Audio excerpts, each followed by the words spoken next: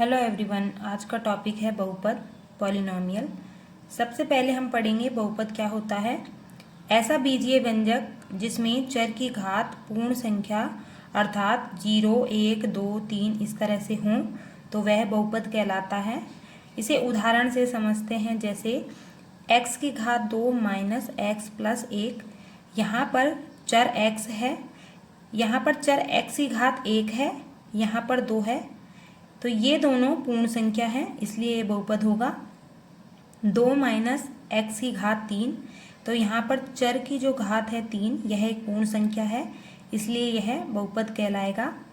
इस वीडियो में हम केवल एक चर वाले बहुपदों की बात करेंगे। अब हम जानेंगे बहुपद की घात क्या होती है। Degree of the polynomial. किसी बहुपद में चर की अधिकतम घात को उस बहुपद की घात कहा जाता है। जैसे x की घात 5 माइनस एक्स की घात 4 प्लस 3, तो यहाँ पर यह चर x में बहुपद है। यहाँ पर चर की घात 4 है और यहाँ पर 5 है, दोनों में अधिकतम 5 है, तो यह 5 घात का बहुपद कहलाएगा। अगले उदाहरण में चर x है, यहाँ पर x की घात 1 है, तो यह घात 1 का बहुपद कहलाएगा। यहाँ पर y की घात 2 है और यहाँ पर y की घात 1 है, दोनों में अधिकतम 2 है, इसलिए यह बहुपद घात 2 का बहुपद है। अब हम पढ़ेंगे बहुपद के प्रकार, टाइप्स ऑफ पॉलिनॉमियल। सबसे पहले है पदों के आधार पर अकॉर्डिंग टू टर्म्स।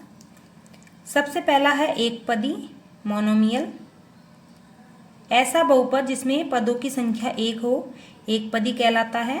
यहाँ पर उदाहरण है, जैसे 4x², इसमें एक पद है। माइनस का 3/2y, इसमें भी एक पद है। 16, इसमें भी एक पद है। उसके बाद है द्विपद बाइनोमियल।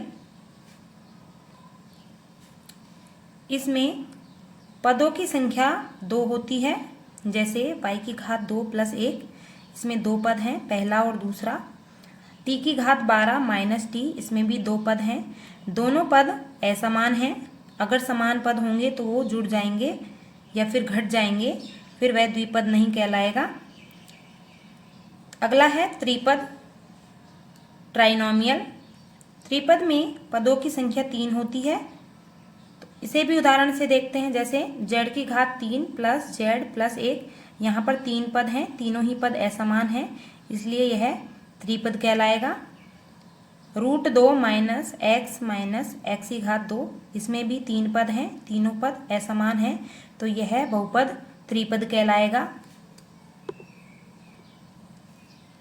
यदि किसी बहुपद में पदों की संख्या 3 से अधिक हो तो उसे बहुपद ही कहा जाता है। अगला प्रकार है घातों के आधार पर अकॉर्डिंग टू डिग्री। सबसे पहला है अचर बहुपद, कांस्टेंट पॉलिनॉमियल। हमें केवल यहाँ पर चर की घात देखनी है, तो अचर बहुपद में चर की घात 0 होती है। जैसे -3 है, माइनस का 9/2 है, 4 है, ये सभी संख्याएं अचर बहुपद कहलाती हैं। इनमें जो घात होती है चर की वो 0 होती है। जैसे यहाँ पर है -3 को इस तरह से लिख सकते हैं हम, -3 गुणा 1, वापस से गुणा करेंगे तो -3 हो जाएगा।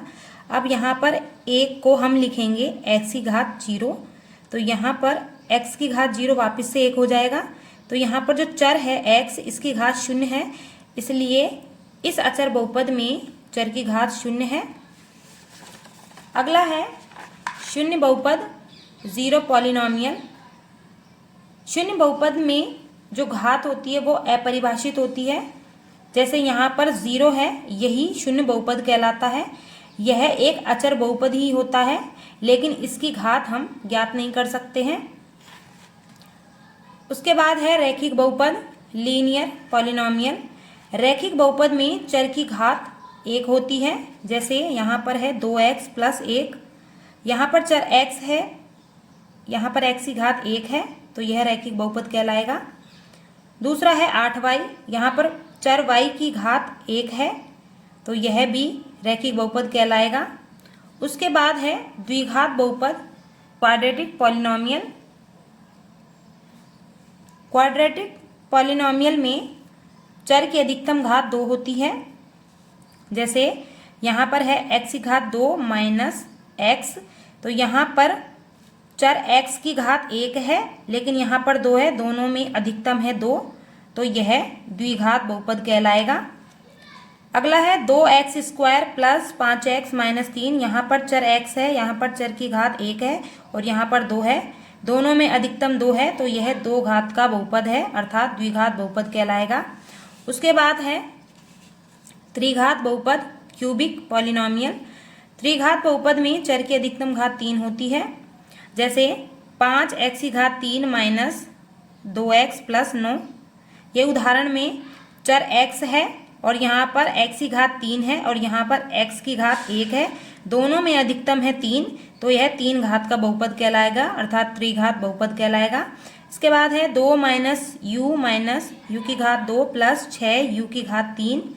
तो यहाँ पर चर u की घात 1 है, यहाँ पर u की घात 2 है और यहाँ पर चर u की घात 3 है, तीनों में अधिकतम है 3, तो यह 3 घात का बहुपद कहलाएगा अर्थात त्रिघात बहुपद कहलाएगा। इस तरह से आज की वीडियो में हमने बहुपद के बारे में जाना, बहुपद की घात क्या होती है इसके बारे में जाना और बहुपदों के प्रकार पढ़े। यदि वीडियो अच्छी लगी हो तो लाइक करें, शेयर करें और चैनल को सब्सक्राइब करें। Thank you.